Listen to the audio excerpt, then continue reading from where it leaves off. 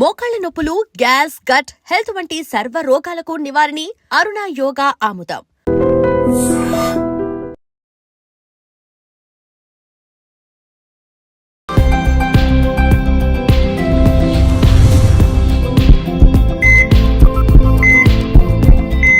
Welcome to healthy conversations with IT media. నేను మీ Jhansi. So ఈరోజు మనం ఉన్నాము ట్రెడిషనల్ హీలర్ ఇంకా హెర్బలిస్ట్ ఆంజనేయరాజు గారితో. మరి చిన్న పెద్ద అనే తేడా లేకుండా షుగర్ వ్యాధి అందరికీ వస్తుంది. ఎర్లీ 20sలో వస్తుంది, 25 ఉన్న వాళ్ళకి వస్తుంది. ఏజ్ గ్యాప్ అనేది అంటే ఏజ్తో సంబంధం లేకుండా ఆడవాళ్ళల్లో, పిల్లల్లో, పెద్దల్లో అందరికీ వచ్చే ఈ షుగర్ వల్ల మన నరాల మీద చాలా ప్రభావం కలుగుతుంది అని చెప్తున్నారు. మరి అందరిలో కలుగుతుందా? షుగర్ వాల్యూస్ ఎంత ఉంటే ఈ నరాల బలహీనత కానీ నరాలకు సంబంధించిన వ్యాధులు ఎఫెక్ట్ అయ్యే అవకాశం ఉంటుంది? ఈ విషయం గురించి అడిగి తెలుసుకుందాము. నమస్కారం అండి. నమస్కారం అండి. సార్, మనం చాలా వీడియోస్ షుగర్ గురించి చేశాము, కానీ కామెంట్స్లో వాళ్ళు అడుగుతున్నది ఏంటంటే, ప్రేక్షకుల నుంచి వచ్చింది, నరాల బలహీనత వస్తుంది షుగర్ ఉన్నప్పుడు అని చెప్తున్నారు. ఎవరికి వస్తుంది? ఆ షుగర్ లెవెల్స్ ఎంత ఉంటే వస్తుంది? షుగర్ ఉన్న వాళ్ళందరికీ నరాల బలహీనత వచ్చే అవకాశం ఉంటుందా అని. మరి ఈ ప్రశ్నపై మీ సమాధానం? చాలా మంచి ప్రశ్న అమ్మా. అందరికీ వస్తుందా అంటే చెప్పలేమమ్మా. ఇక్కడ ఎలా ఉంటుందంటే, కొంతమందిలో హై షుగర్ ఉన్నా కూడా వాళ్ళ శరీరం మీద ఎటువంటి ఎఫెక్ట్ చూపించదు. కారణం ఏంటంటే, వాళ్ళు ఎవ్రీడే వ్యాయామం చేస్తూ ఉంటారు. వాకింగ్ కానీ, వ్యాయామం కానీ, ఫుడ్లో ఏ అయితే రిస్ట్రిక్షన్స్ ఉంటాయో వాటిని పాటించడం, ఒక పెర్ఫెక్ట్ లైఫ్ స్టైల్ అనేది అలవాటు చేసుకున్నమ్మ వాళ్ళు షుగర్ ఉంది కాబట్టి దాన్ని ఫాలో అవుతూ ప్రకారం వెళ్తూ ఉంటారు. వాళ్ళకి ఈ ఎఫెక్ట్ అనేది చాలా తక్కువ ఉంటుందండి. అలా కాకుండా బ్యాడ్ హ్యాబిట్స్ ఉండి, సపోజ్ ఒక లిక్కర్ కానీ, లేకపోతే ఒక జర్దా పాన్ లాంటివి, లేకపోతే ఒక గుట్కాలు, ఇటువంటి చాలా రకరకాలు ఉంటాయి కదా, తంబాకుతో కలిపి ఇవన్నీ, ఇటువంటి హ్యాబిట్స్ ఉన్న వాళ్ళు ఉంటారు. ఐడియల్గా కూర్చుని ఎటువంటి ఎక్సర్సైజ్ చేయకుండా, ఏ పని చేయకుండా పొద్దున సాయంత్రం వరకు కూర్చునే వాళ్ళకి కూడా కావాల్సిన ఫుడ్ తినేవాళ్ళు, వాళ్ళకి నర్వస్ డ్యామేజ్ అవుతుందా సార్? వాళ్ళకి ఎక్కువగా డ్యామేజ్ అవడానికి అవకాశం ఉంది. ఓకే. వాళ్ళు ఏంటంటే ఒక సిస్టమేటిక్ లైఫ్ లేదు కదా, షుగర్ రావడమే వాళ్ళకి అటువంటి లైఫ్ వాళ్ళు రావడానికి అవకాశం ఉంది. వచ్చిన తర్వాత ఏంటంటే, ఎవరైతే వంశపారంపర్యంగా వాళ్ళు 2-3 జనరేషన్స్ థైరాయిడ్ కానీ, డయాబెటీస్ ఇలాంటివి ఉన్నప్పుడేమో వాళ్ళందరూ కూడా ఎక్సర్సైజ్ చేయడం నేర్చుకోవాలి ఫస్ట్ థింగ్. అదేవిధంగా ఫస్ట్ నుంచి కొంచెం ఫైబర్ ఫుడ్ తింటాం, కొంచెం ఎక్కువ ప్రోటీన్ ఉన్న ఫుడ్ తింటా ఉంటే, కార్బోహైడ్రేట్ అనే ఫుడ్ తగ్గించుకుని వాళ్ళు జీవనం సాగిస్తూ ఉంటే వాళ్ళకి రావడానికి ఆస్కారం ఉండదమ్మా తొందరగా. అలా కాకుండా వాళ్ళ వంశంలో ఎంతమందికి ఉన్నాగా మనకేం వస్తుందిలే అని నెగ్లెక్ట్ చేయడం, ఈ వ్యాయామం ఏమీ చేయకుండా, ఒక సిస్టమేటిక్ లైఫ్ లేకుండా, నిద్రలో కానీ, ఆహారంలో కానీ, లేకపోతే విశ్రాంతి తీసుకోవడం కానీ లేకుండా ఎవరైతే చేస్తారో వాళ్ళకి తొందరగా ఎఫెక్ట్ అవ్వడానికి ఆస్కారం ఉంది. ఎందుకు వస్తుంది అంటే, మెయిన్ లివర్ అమ్మ. ఇక్కడ ప్యాంక్రియాస్ అంటారు. ప్యాంక్రియాస్ నియంత్రించే గ్రంథి అది, కానీ లివర్ వల్ల షుగర్ ఎక్కువ వస్తుంది. లివర్ ఎప్పుడు దెబ్బతింటుందమ్మా? టైమ్లీ ఫుడ్ తినకపోవడం, లేకపోతే అన్ఈవెన్ అంటే వ్యతిరేకమైన ఫుడ్లు తింటాం, ఏదైతే తినకూడదో. ఇక్కడ ఏమంటాం అంటే, మనం ఆయుర్వేదంలో విరుద్ధ ఆహారాలు అని అంటాం. అంటే ఏదో పుల్లటి వస్తువు తిని నీళ్లు తాగడం, చేప తిని పాలు తాగడం, కోడిగుడ్డు ఇది కలిపి తినడం, లేకపోతే అతిగా కారం, అతిగా ఉప్పు, అతిగా ఎక్కువ స్వీట్స్, లేకపోతే సరైన ఇప్పుడు ఫుడ్లో ఈ అడల్టరేషన్ అంటే కలుషితమైన ఆహారం పెరిగిపోయింది కదమ్మా. పైసలు వస్తున్నాయని ఇది తిన్నవాళ్ళు ఏమవుతారు అనేది లేదు. ఇవాళ మనం తాగే పాలుల్లోనే, చంటి బిడ్డ కానించి తాగే పాలల్లోనే అడల్టరేషన్ ఉంది. అంటే ఫ్యూచర్ జనరేషన్ ఎంతమంది వ్యాధులు పాలయ్యి చనిపోతారు. మరి అటువంటి వాళ్ళకి ఏం శిక్ష వేస్తుంది గవర్నమెంట్? అంతకంటే భయంకరమైన నేరం ఇంకోటి ఉండదు. కెమికల్ పాలు అమ్ముతున్నారు కదా మరి చాలామంది, రకరకాల కృత్రిమంగా తయారు చేసిన పాలు అమ్ముతున్నారు. మరి వాళ్ళ వల్ల ఏమవుతుంది? ఒక జనరేషన్ పోతుంది. అది ఎంత ప్రమాదం అంటే అంత ఇంత కాదు. ఇంకా దాన్ని పెద్దగా పట్టించుకోవట్లా. స్టాఫ్ తక్కువ ఉన్నారనో, ల్యాబులు తక్కువ ఉన్నారని ఇలాగా వాళ్ళకి ఏం చేయాలంటే చాలా భయంకరమైన శిక్ష వేయాలి. వేసినప్పుడే భయం అనేది వస్తేనే ఈ అడల్టరేషన్ ఏమన్నా తగ్గితే, అంటే ఆహారం ఏదో బజ్జీలు వేసేవాడు ఇంకొకళ్ళు ఏదో కొద్ది గొప్ప ఆయిల్ అటు ఇటు కలిపారంటే ఇంత ప్రమాదం ఏది ఉండదు. చంటిబిడ్డ కాడి నుంచి మనం పాలు లేకపోతే కొన్ని పాలు ఇస్తున్నాం కదా. మరి అక్కడే వాళ్ళు నెలల బిడ్డకనే సంవత్సరం ఉన్నది 2 ఏళ్ళు వాళ్ళకే ఈ కెమికల్ పాలు తాగితే వాళ్ళ జీవితాలు ఏమైపోతాయి. అంటే ఎన్ని వేల లక్షల కోట్ల మందిని మర్డర్ చేసినట్టు లెక్క నిజం చెప్పాలంటే. మరి వాళ్ళకి ఏ శిక్ష లేదు. ఇప్పుడు ఏదైనా కూరగాయలు ఉన్నాయి సార్, మీరు అన్నట్టు అడల్టరేషన్ చేస్తున్నారు, బాగా పెస్టిసైడ్స్ వేస్తున్నారు, తర్వాత కలరింగ్ కోసం ఈ బఠానీ కానీ ఏవైనా కూరగాయలని ఆ కలర్ వచ్చేలాగా దాంట్లో డిప్ చేసి తీస్తున్నారు. మన దగ్గరకు వచ్చేసరికి వాటిని ఏదైనా అందులో ఉన్న విష పదార్థాలు పోయేలాగా క్లీన్ చేసుకునే మెథడ్స్ ఏమైనా ఉన్నాయి? అద్భుతమైన మెథడ్స్ ఉన్నాయమ్మా. చాలా అంటే చాలా మంచి ప్రశ్న ఇది. అందరికీ అందాలమ్మ ఇది. మేము మా పేషెంట్స్ అందరికీ కూడా ఒక కార్డు ఇస్తామమ్మా, అందులో ఇవన్నీ ఉంటాయి. ఇందులో ప్రత్యేకంగా ఫస్ట్ బేకింగ్ సోడా అమ్మ. మీరు ఒక 10 లీటర్స్లో ఒక 10 grams baking soda, 10 grams rock salt, 10 ml vinegar, ఒక 5 గ్రామ్స్ పసుపు, ఒక పెద్ద నిమ్మకాయ రసం పిండేసి ఆ 10 లీటర్స్లో అందులో డిప్ చేసేయండి. అంటే ఏం తెచ్చుకున్న ఫ్రూట్స్ మునిగిపోవాలి అందులో, కూరలు తెచ్చినా మునిగిపోవాలి అందులో. ఒక 5 to 10 minutes ఉంచండి అమ్మ.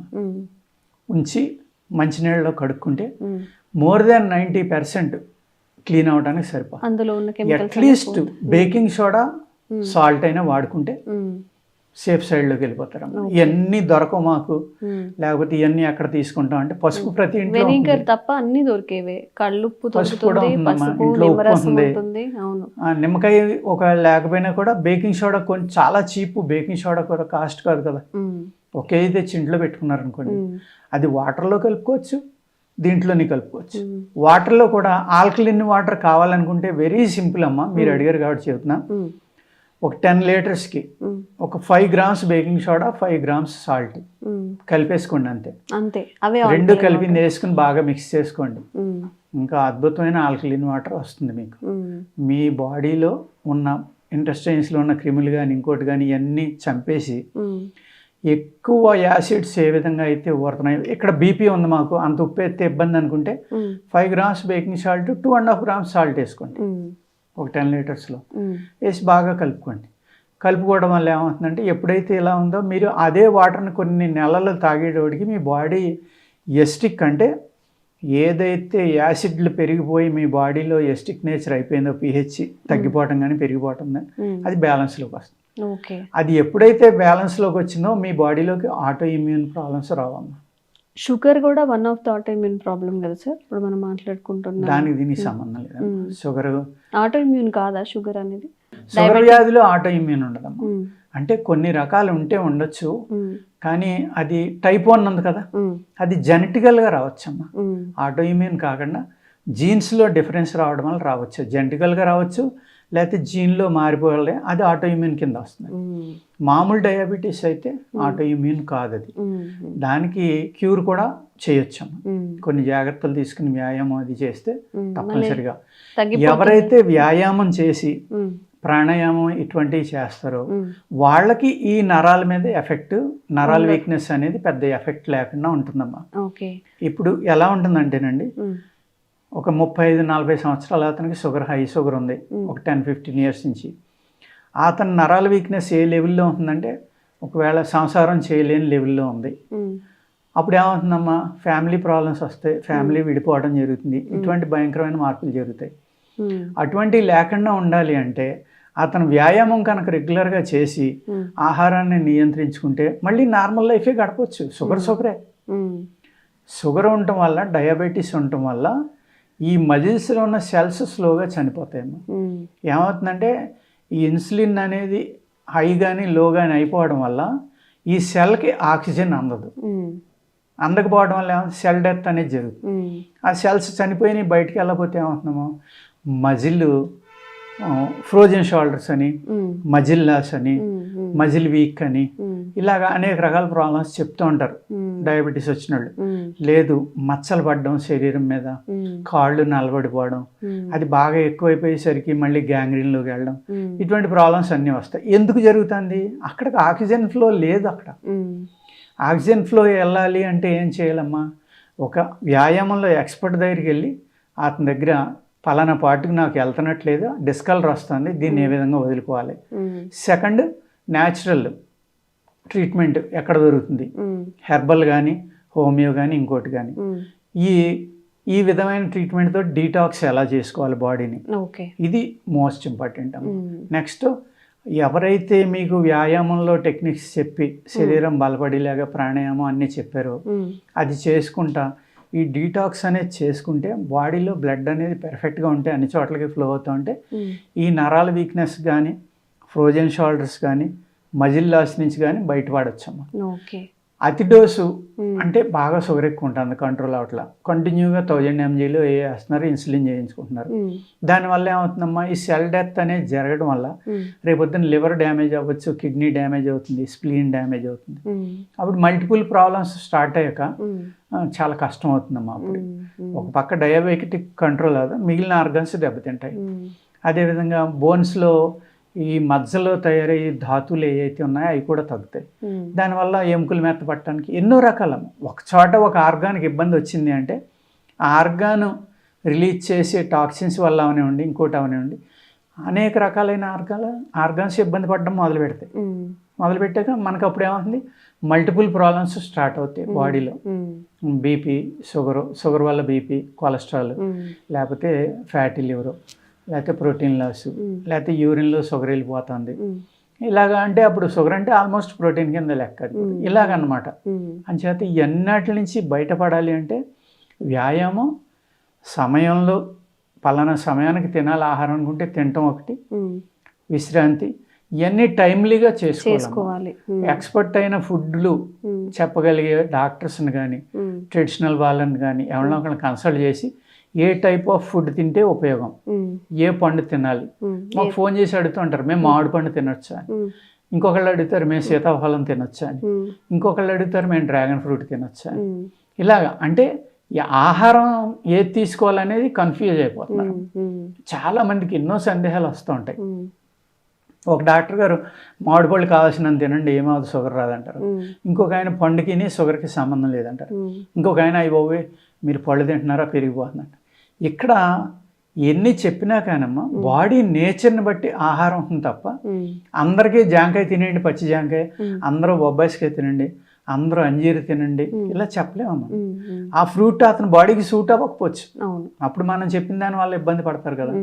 అందుకేంటంటే డాక్టర్కి అర్థమయ్యే విధంగా వాళ్ళు విపులీకరించి చెప్తే ఆ డాక్టర్కి ఓపుకుండా అన్నీ వింటే అప్పుడు ఫుడ్ అనే దాన్ని నిర్ణయం చేయడానికి అవకాశం ఉంటుంది. ఓకే, అసలు ఒక ఫ్యామిలీలో ఉన్న వాళ్ళు ఆ సంవత్సరంలో హాస్పిటల్కి వెళ్ళలేదు అంటే అది అతిశయోక్తి. ఇప్పుడు ఎవరో ఒకళ్ళు వైఫ్ అండ్ హస్బెండ్కి బాగుండకపోవడం, పిల్లలకి బాగుండకపోవడం, ఇలా ఎంతో కొంత వాళ్ళ సంపాదనలో హాస్పిటల్కి వెళ్తూనే ఉంది.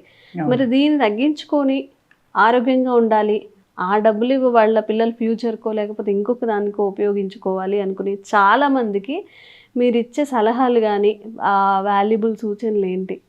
అంటే ఒకటమ్మ, ఇక్కడ హాస్పిటల్కి వెళ్తున్నాము అంటే ప్రతి చిన్నదానికి కూడా వెళ్ళిపోవడం మొదలుపెట్టాం మనం. ఎందుకంటే హెడేక్ వచ్చింది అనుకోండి, 1 గంట 2 గంటలు ఒక పూట ఒక రోజు భరిందామని ఓపిక ఎవరికి లేదు. రాగానే ప్రతి ఇంట్లో ఒక మెడికల్ స్టోర్ కిట్ ఒకటి ఉంటుంది, అందులో చోటు తీసుకోవటం వేసుకోవడం అంతే తప్ప ఇది ఎందుకు వచ్చింది, నిన్న ఏం తిన్నాను ఫుడ్, మొన్న ఏం తిన్నా, దేనివల్ల నాకు వచ్చింది, ఇండైజెషన్ వల్ల వచ్చిందా, ఆక్సిజన్ సరిపోక వచ్చిందా, ఓవర్గా వర్క్ చేయడం వల్ల వచ్చిందా, ఓవర్గా థింక్ చేయడం వల్ల వచ్చిందా, దేనివల్ల వచ్చింది అని ఆలోచించుకుని ఒకరోజు భరిందాంలే అయిపోతుంది. ఆ భరించడం అనేది నేర్చుకున్నారనుకోండి బాడీలో ఇమ్యూనిటీ పెరుగుతుంది. ఎప్పుడైతే మీరు అది రాగానే ఇంకా స్టార్ట్ అవుతుంది అనగానే ఇది పెరిగిపోతుందేమో, ఆ పని చెడిపోతుంది, ఈ పని చెడిపోతుంది, లేకపోతే ఏడిపోతుంది, లేకపోతే కూర్చుని ఏడవాలి, మళ్ళీ తర్వాత పెరిగిపోయాక వేసుకుంటే గంట దాకా తగ్గదు, పెరగకుండా ముందర వేసేస్తే మంచిదని రెడీగా దొరుకుతున్నాయి కాబట్టి ఒకటి వేసేది. మీ శరీరానికి వర్క్ చేసి మళ్ళీ ఆ వ్యాధి నుంచి బయటపడడానికి ప్రతి శరీరం ఒక అద్భుతమైన మెకానిజం ఉంటుందమ్మా. ప్రతి శరీరంలో ఆ మెకానిజం ఎంత గొప్పది అంటే అసలు మన ఊహకు అందదు. అంత రికవరీ కెపాసిటీ అనేది ఈ సృష్టి క్రమంలోనే మన శరీరానికి ఉంది.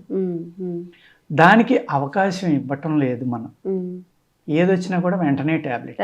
ఇప్పుడు ఆయుర్వేదం ఉందనుకోండి, పలానా ఫీవర్కి 24 hours దాకా మందు అనేది తీసుకోవద్దు, పలానా ఫీవర్కి 48 hours దాకా మందు తీసుకోవద్దు, ఈ విధమైన వ్యాధికి 3 రోజుల దాకా మందు వాడద్దు అనేది చాలా విపులంగా ఉంటుంది. ఎందుకు వాడద్దు అన్నారు? మీ శరీరంలో న్యాచురల్గా ఏ రిపేర్ అయితే ఉందో, ఏ మెకానిజం అయితే ఉందో, అది స్టార్ట్ అయిన తర్వాత ఆ మందు ఇచ్చారనుకోండి, చాలా సింపుల్ డోస్ తోటి అది తగ్గిపోవాలి. అసలు అది మేల్కొని స్టార్ట్ అయ్యి ముందరే మనం మందేసేస్తాం, దాన్ని ఎప్పుడూ నిద్రావస్థలోనే ఉంచుతాం. అప్పుడు ఏమవుతుందమ్మా, అది అలవాటుగా అయిపోయేది. మీకు జబ్బు వచ్చినా కానీ అది ఏం చేయకుండా కానిమని ఊరుకుంటుంది. అప్పుడు ఈ జబ్బు అనేది చాలా ఫాస్ట్గా మిమ్మల్ని ఇబ్బంది పెట్టడం జరుగుతుంది. ఇక్కడ ఈ గ్యాప్ అనేది చాలా ఇంపార్టెంట్. అలాగే ఆహారం లేకపోతే మనం వాడి సబ్బులు అవ్వచ్చు, గిన్నెలతోనే సబ్బులు అవ్వచ్చు. మీరు గత వీడియోలో ఆటో ఇమ్యూన్ గురించి అడిగారు. నేను ఎన్నో కెమికల్స్ స్ప్రేయింగ్ చేయటం, పురుగు మందులు, ఎరువులు వాడడం వల్ల అన్నాను. అన్నిటికంటే ఇంపార్టెంట్ ఏంటంటే ఈ కెమికల్ సోప్ అనేది బట్టలో గిన్నెలో కడగడం వల్ల కూడా ఆటో ఇమ్యూన్ ప్రాబ్లమ్స్ హైయెస్ట్ అవుతాయమ్మా. ఇప్పుడు మనం వాడే డిష్ వాషర్లు, ఇవన్నీ బాడీ వాష్, హెయిర్ వాష్. ఇంతకు ముందు వరి పొట్టు వస్తే అందులో కొంచెం సర్ఫో ఏదో ఒకటి వేసుకొని చేసేవాళ్ళు. ఇప్పుడు అసలు అది వాడేవాళ్లే లేరు. నలుగు పిండి అనేది ఎందుకుండేదమ్మా? మినప్పిండి, పెసలు, వెన్నపూస, లేకపోతే చర్మవ్యాధులు ఉంటే బావంచాలు, నువ్వులు, ఇలాంటివన్నీ నూరి అది మేగళ్ళలో కలిపో, నెయ్యిలో కలిపో, నూనెలో కలిపో, బాడీకి నూనె రాసి పైన ఇది రాసి అన్నాలకు పెట్టేవారు. అది ఏమవుతుందమ్మా, అది ఎంత చక్కగా మెత్తటి పౌడర్ చేయటం వల్ల మీ శరీరంలో రోమాలు అనే వెంట్రుకలకు రంధ్రాలు ఉన్నాయి కదా, అలాగే చర్మంలో రంధ్రాలు ఉంటాయి. ఆ వెంట్రుకల రంధ్రాలు, మిగిలిన రంధ్రాలు, అవన్నీ కూడా ఇందులో ఉన్న హై విటమిన్ కానీ ప్రోటీన్ కానీ బాడీ అబ్జర్వ్ చేసుకుంటుంది. చేసుకోవడం వల్ల అవన్నీ ఓపెన్ అయ్యి ఇంకా ఆరోగ్యంగా అయ్యేది. ఇప్పుడు మనం ఏం చేస్తున్నాం, ఇలా రాయగానే నొరగ, ఆ నొరగ రావడానికి ఏమవుతుందమ్మా, కెమికల్. అందులో మళ్ళీ ఒక కెమికల్ స్మెల్ రావడం కోసం రోజు 2 పూటలను ఒకసారి రోజు కెమికల్ వాడేస్తున్నారు మీరు చర్మానికి, తలకి, లేకపోతే ఇంకో దానికి. అప్పుడు ఏమవుతుందమ్మా, న్యాచురాలిటీ అనేది కోల్పోయింది కదా. అందుకే చర్మవ్యాధులు విపరీతం. ఈ కెమికల్స్ అనేవి వెస్ట్రన్ కంట్రీస్ కానీ, యూరోపియన్ కంట్రీస్ కానీ, ఇలాగ అనేక దేశాల్లో మనకన్నా 200 సంవత్సరాల ముందర మొదలుపెట్టారు కాబట్టి అక్కడ హైయెస్ట్ చర్మవ్యాధులమ్మ. అలాగే ఇవాళ గ్యాస్ట్రిక్ ప్రాబ్లం పెరిగిపోతుంది విపరీతంగా. అంటే కారణం ఏంటి? ఎక్కువసార్లు తినటం ప్లస్ ఈ కెమికల్ ఫుడ్ తినటం. లేకపోతే ఇప్పుడు మీ ఇంట్లో వర్కర్ ఉన్నారు, ఒక గిన్నెలు తోమటానికి ఏదో ఎవరన్నా పెట్టుకున్నారు, వాళ్ళు ఎంత ఎక్కువ సబ్బు రాస్తే అంత తొందరగా వదులుతుందని ఎక్కువ వేసేస్తారు. పామేక మళ్ళీ దాన్ని ఆ సబ్బు ఉందో లేదో చూసి కడిగేటంత ఓపిక వాళ్ళకి లేదు, ఉండదు. ఆ సబ్బు అంటుకుని ఉంటుంది ఎక్కడో చోట. ఈ డిజైన్లో కానీ, పట్టుకోవడానికి హ్యాండిల్స్కి గుచ్చిన నెయిల్స్ ఇలాంటివి కానీ వాటిల్లో ఆ సబ్బు ఉంటుంది. మీరు కావాలంటే ఇంటికి వెళ్ళి చూసుకోండి. దాంట్లో మీరు ఆహారం తింటున్నారు, ఏమవుతుందమ్మా, మీ స్టమక్ పాడైపోతుంది కదా. శరీరాన్ని ఏమో సబ్బులతోటి, కెమికల్స్ తోటి పాడు చేస్తున్నాం. పొట్టనేమో ఈ డిష్ వాషర్లు, లేకపోతే బట్టలు. ఎంత పవర్ఫుల్ సర్ఫ్ అంటే మీకు ఆవకాయ డాగ్ అంటుకున్నా కూడా అలా ముంచగానే పోతుందంటే ఏ కెమికల్ వాడి ఉంటారు అందులో. అది మీ బాడీ యొక్క వేసుకున్న బట్టల్లో ఎంతో కొంత ఉంటుంది కదా, దాని నుంచి లోపలికి వెళ్ళే అవకాశం. మనం కనీసం 10 to 12 hours మన బాడీ మీద దాన్ని ధరిస్తున్నాం. అప్పుడు ఏమవుతుంది, పూర్వం ఏం చేసేవారమ్మా, చాకలి సోడా వేసి ఒక బాణలో వేసి నీళ్ళల్లో ఉడకబెట్టేవారు, కింద మంట పెట్టి ఉడకబెట్టి దాన్ని రాయి మీద కొట్టి కొట్టి కాలలో ఉతికి పట్టుకొచ్చేవారు. ఎప్పుడైతే ఉడకబెట్టారో బ్యాక్టీరియా, ఫంగల్, వైరస్ అన్నీ చచ్చిపోతాయి. వదలటం కోసం అక్కడ చాకలి సోడా వేసారు. That is more than enough. ఎలాంటి మైలు ఉన్నా వదిలిపోవాలి. అన్ని రకాల బ్యాక్టీరియాని, ఫంగల్ని, క్రిముల్ని చంపేస్తున్నారు. అది అంత కొట్టి కొట్టి రాయి మీద కొట్టి ఉతకడం వల్ల దాని పర్సంటేజ్ ఏమి ఉండదు అందులో. ప్లస్ లాస్ట్లో మళ్ళీ గంజిలో ముంచి తీసి దాన్ని పిండివారు పల్చనికి. అప్పుడు ఏమైందమ్మా, మళ్ళీ అక్కడ ఆహార పదార్థం అనేది కోటింగ్ ఇచ్చేసారు అక్కడ బట్టలు. న్యాచురల్ వేలో ఉన్నదే మన బాడీ మీద వేసుకునేది కూడా అట్లని డిజైన్ చేసుకున్నాం అంతే అప్పుడు. ఇప్పుడు అసలు గంజి పెట్టుకునే వాళ్ళే లేరు, అది కూడా గంజి పౌడర్స్ ప్యాకెట్స్ వచ్చేసాయి ఇప్పుడు. గంజి వార్చి పెట్టే సిచ్యువేషన్ అయితే ఎక్కడా లేదు. ఆ గంజి వార్చకపోవడం వల్ల కూడా అనేక వ్యాధులు వస్తున్నాయి. సరే ఇప్పుడు పొట్టు ఉన్నవి అయితే అప్పట్లో మనం అన్ని పొట్టుతోటి ఉన్నాయే కదా. ఇప్పుడు మరి పొట్టు లేదు, మరి ఆ గంజి కూడా తీసేస్తే మనం ఇంకా పిప్పే తిన్నట్టు కదా సార్, ఒక గడ్డి తిన్నట్టే. సరైన ఆహారం తీసుకోవట్లేదు. అలాగే పళ్ళు ఉన్నాయి, సపోజ్ ఒక వేప పుల్ల కొన్నాళ్ళు రోడ్డంటే వెళ్తా ఏ చెట్టు కనపడితే ఆ చెట్టుని విరుచుకుని వచ్చి పళ్ళు తోముకునేవారు చక్కగా. అవును. ఒకప్పుడు కాల్గేట్ వచ్చిన కొత్తలో పబ్లిసిటీ ఏంటమ్మా, ఒక వస్తాది ఉంటాడు మొక్కజొన్న పొత్తు కొరికి పళ్ళు నిప్పులు అంటాడు, ఉన్నవాళ్ళు అందరూ నవ్వుతారు. ఆడు ఏం చేస్తున్నాడు, కాల్గేట్ వాడట్లేదు కాబట్టి బొగ్గు వాడుతున్నాడు కాబట్టి ఉప్పుని ఆడికి పళ్ళు పోయినాయి, పళ్ళు నొప్పి వచ్చినాయి. ఇప్పుడు అదే కాల్గేట్ రోడ్ మా కాల్గేట్లో కానీ మా అదే కాల్గేట్ అని ఒకటే కాదు, ఏ సబ్ కంపెనీ మా దాంట్లో ఉప్పు ఉంది, మా దాంట్లో లవంగం ఉంది, మా దాంట్లో బొగ్గు ఉంది అని చెప్తున్నారు. వేప నిమ్మ మీ రకరకాల ఆవేళ ఇవన్నీ వాడడం వల్ల పోయిందని చెప్పిన వాళ్ళే మళ్ళీ ఇప్పుడు అవన్నీ మా దాంట్లో ఉన్నాయి కొనుక్కోండి అంటున్నారు. ఎందుకు వెనక్కి రావాల్సి వచ్చిందమ్మా? ఈ జనం ఎప్పుడైనా ఆలోచిస్తారు, అది చాదస్తం అంటారు, తెలివి తక్కువ అంటారు. పుల్లలు, ఆ పుల్ల గుచ్చుకుంటుంది, బ్లీడింగ్ అవుతుంది, గమ్స్ పాడవుతాయని భయపెట్టి మానిపించారు. వాళ్ళు మళ్ళీ రివర్స్. పూర్వకాలం స్త్రీలు ఉన్నారనుకోండి, వాళ్ళు ఏం చేసేవారు, వాళ్ళు భర్త ఏమి సంపాదించున్నాడో ఏం చేస్తున్నాడు అనేది పట్టించుకునేవాళ్ళు కాదు.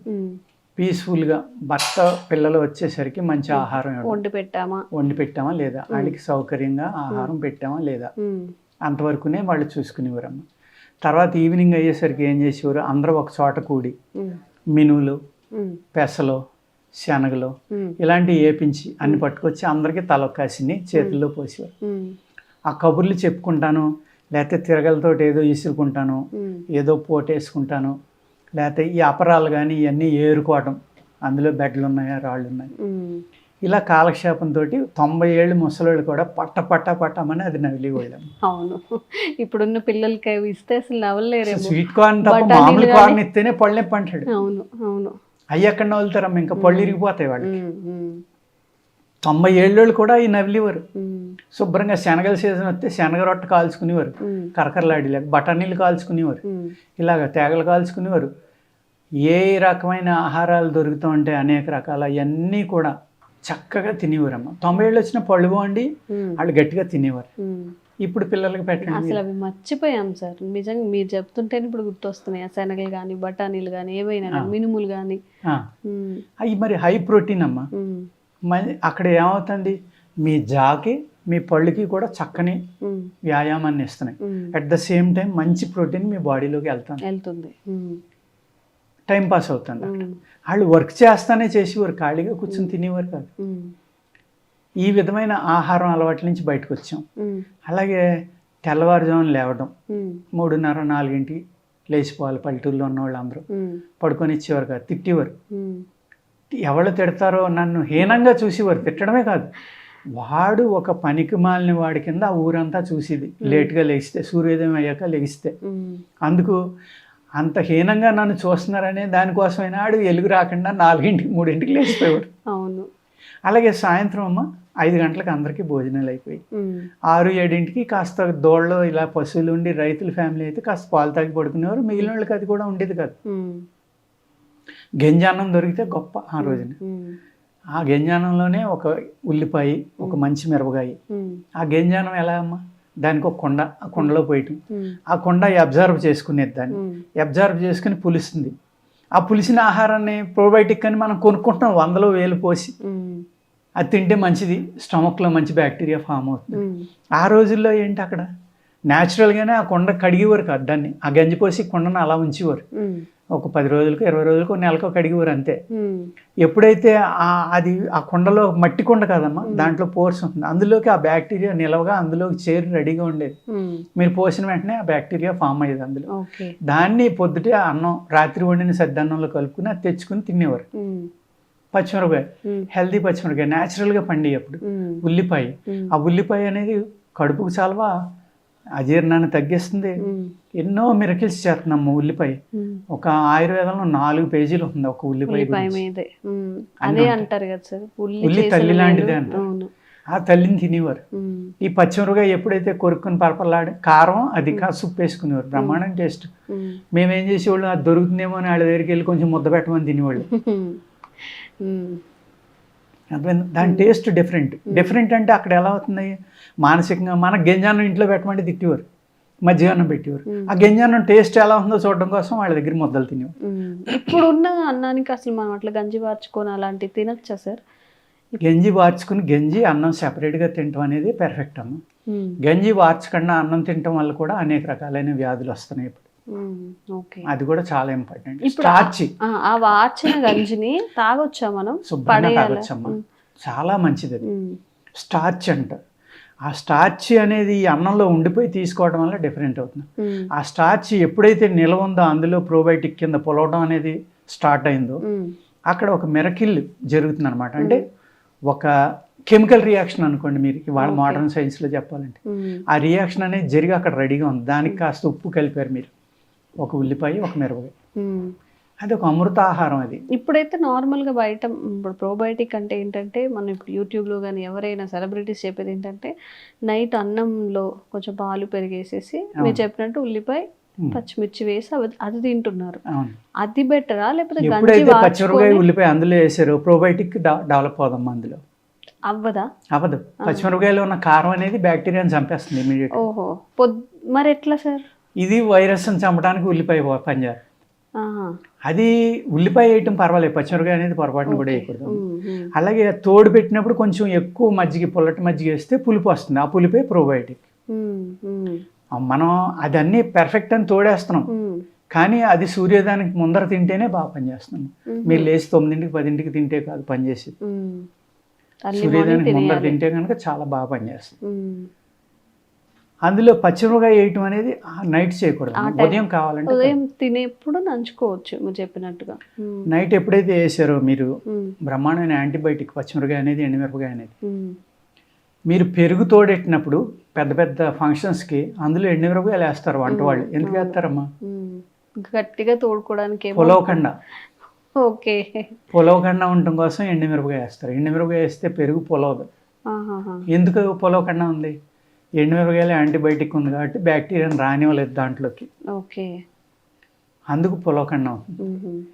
ఎప్పుడైతే ఈ ఆహారంలో అంటే ఆ పూర్వానికి ఇప్పటికీ ఎంత మారిపోయింది, ఆహార నియమాలు కానీ, ఆహారం పద్ధతులు కానీ, పడుకునే టైం కానీ. ఇప్పుడు టీవీలు వచ్చేసినాయి అమ్మ, ఫోన్లు వచ్చేసినాయి. 8ంటికి ఎవరైతే 7ంటికి పడుకునేవారో వాళ్ళు రాత్రి 12, 1 గంటకు పడుకుంటున్నారు. ఈజీగా 12 అవుతుంది ఎవరైనా, ఒక యావరేజ్. వాళ్ళు లేచేటప్పటికి ఉదయం 8. అది ఈ పొలాల నుంచి భర్త వచ్చినా, ఆఫీస్ నుంచి భర్త వచ్చినా, టీవీ దగ్గర ఉన్నాం, సీరియల్ చూస్తున్నాం, టేబుల్ మీద అన్ని పెట్టాం తినే. అంటే అన్నం పెట్టి వాళ్ళు కూడా తగ్గిపోయారు. ఎప్పుడైతే వీళ్ళు ఆ భర్త కూడా ఏం చేస్తాడు, వచ్చి ఒక కంచంలో పెట్టుకుని ఆయన కూడా బసికేసుకుని టీవీ దగ్గర కూర్చొని తింటాం మొదలు. ఇక్కడ భార్యాభర్తలు, పిల్లలు, తల్లిదండ్రులు మాట్లాడుకునే టైం లేదు, కుటుంబంలో ఏం జరుగుతుందో ఒకరికొకరికి తెలియదు. ఆ చూసిందేమో ఇమ్మర్స్ అయిపోయి అందులో అదేదో మనకే జరిగిపోతుందని మెంటల్ టెన్షన్లు, రకరకాలుగా ఫోబియాలు, ఇవన్నీ. అది టైంపాస్కి చూస్తున్నాం, దాన్ని అక్కడ మర్చిపోవాలనేది ఎవరో ఆలోచించట్లేదు. మళ్ళీ రేపు పొద్దున్న ఆ సీరియల్లో ఆ హీరోయిన్కి ఏమైపోతుందో, హీరోకి ఎప్పుడు వస్తుందా అని చూస్తూ ఉంటాం. అంత అవసరం లేదమ్మా. దాన్ని ఎంటర్టైన్మెంట్ అన్నారు. ఎందుకన్నారు? ఆ కాసేపు చూసి మర్చిపోవాలి. మర్చిపోయినప్పుడే మీరు అన్ని పనులు అవుతాయి. ఎప్పుడైతే ఈ కుటుంబ వ్యవస్థ విచ్ఛిన్నం అయిపోయింది, టీవీలు ఇవి వచ్చిన తర్వాత, ఫోన్లు వచ్చిన తర్వాత, అదొక ప్రమాదం. ఆ ట్రెడిషన్ అనేదాన్ని పూర్తిగా మర్చిపోయాం. ఎప్పుడైతే మీరు వేప పుల్ల పెట్టి లేకపోతే గానుగ పిల్ల పెట్టి పళ్ళు తోముకున్నారో అప్పుడు ఆటోమేటిక్గా గమ్ము నుంచి కారే బ్లీడింగ్ కానీ, ఫంగస్ కానీ, పస్ కానీ వెంటనే ఆగిపోతాయమ్మా కొద్ది రోజుల్లో. అదే తుమ్మ పుల్లతోటి కడుక్కోండి, పళ్ళు గట్టిపడిపోతాయి, కదిలిన పళ్ళు కూడా గట్టిపడతాయి. మర్రి పుల్ల, మర్రి ఊడ ఉంటుంది కదమ్మా, ఇంకా మిరకిల్ అది. దాన్ని రోజు ఇంత ముక్క తెచ్చుకుని రోజు కాస్త నవిలికి పళ్ళు తోముకున్నారు, కట్ చేసి మళ్ళీ దాన్ని మొన్నడు వాడుకోండి. ఈ విధంగా మర్రి ఊడని కనుక తోముకుంటే అసలు పంటి వ్యాధులు అనేవి ఉండవు, పళ్ళు కదలవమ్మ, గట్టిపడిపోతాయి. ఇలాంటి అద్భుతమైన మూలికలతోటి పళ్ళు తోమేవారు. ఇప్పుడు మనం ఏం చేస్తాం, రకరకాల కెమికల్స్ కలిపిన పేస్టులతోటి పౌడర్లతోటి మనం ఎప్పుడైతే మనం పళ్ళు తోముతున్నామో 90 ఏళ్ళకి ఊడవలసిన పళ్ళు 15 ఏళ్ళకే ఊడిపోతాయి. 10 ఏళ్ళకే పిల్లలు పంటి హాస్పిటల్స్కి తీసుకెళ్తున్నారు. ఎంతోమంది అంటే మోర్ దాన్ 90%. ఎందుకు? చాక్లెట్స్, స్వీట్స్ తినేయటం, పళ్ళు సరిగ్గా తోముకుపోవటం, పిల్లలు తోముతున్నారు లేదో తల్లిదండ్రులు చూడకపోవడం, ఇటువంటివి అన్నమాట. చక్కని ఆయుర్వేదం పౌడర్ తయారు చేసి వేలుతోటి తోముకుంటే, పూర్వం ఆహారం తిన్నప్పుడల్లా పళ్ళు తోమని చెప్పారు. మినిమం 3 times పళ్ళు తోమాలి. 3 times.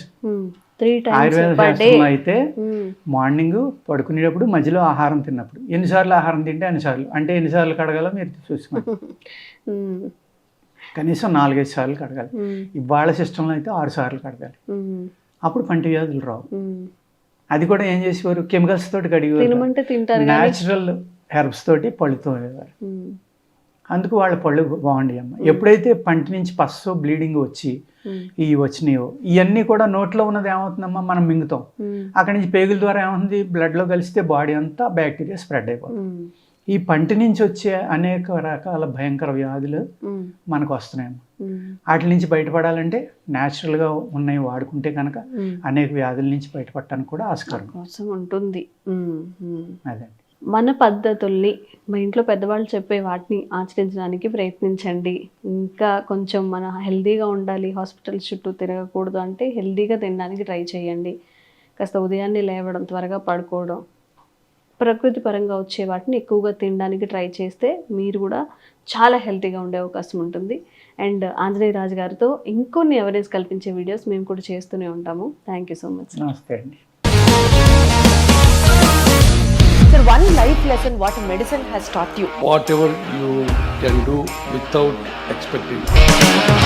But I really believe మన పాజిటివ్ యాటిట్యూడ్ ఉంటేనే మనం ఏదైనా సాధించగలం. గట్ని మనం కరెక్ట్గా డీల్ చేసినట్లయితే అది మనకి పాజిటివ్ హార్మోన్స్ని రిలీజ్ చేస్తుంది. షుగర్ వచ్చిన వాళ్ళ పరిస్థితి ఏంటి? పొట్ట దగ్గర పెరిగితే దాన్ని ఆండ్రాయిడ్ అంటారు. ఆండ్రాయిడ్ ఫోన్ కదా. అసలు థాట్స్ ఎందుకు వస్తాయి? బ్రెయిన్ డెడ్ అంటే దానికి ప్రపంచం అంతా కూడా కొన్ని నిర్దిష్టమైనటువంటి లక్షణాలు. మానసికంగా ధైర్యంగా ఉంటే క్యాన్సర్ జయించవచ్చు. You are a doctor for a cause, sir. అంతే. వాళ్ళకి వచ్చిన ఆదాయం కాకుండా ఫ్రీ సర్వీస్ ఎంతమందికో చేస్తారు.